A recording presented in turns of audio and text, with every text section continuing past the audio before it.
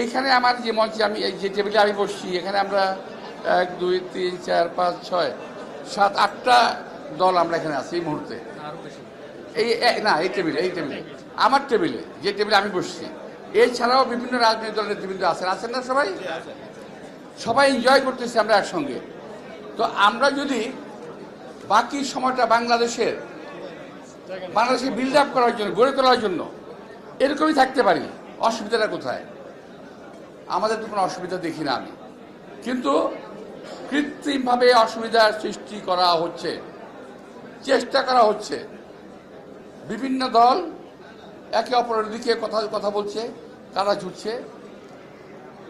এই জিনিসটা ঠিক না। তাহলে 5 তারিখের যে আমাদের আন্দোলন, আমাদের বিজয়, এটা নিঃশেষ হয়ে যাবে। কিন্তু আজকে ইফতার বাড়িতে আমরা যেমনি বসেছি, আমরা আগামী সকল কার্যক্রমে, নির্বাচন থেকে শুরু করে সরকার গঠন পর্যন্ত সব একসঙ্গে করতে চাই আমরা।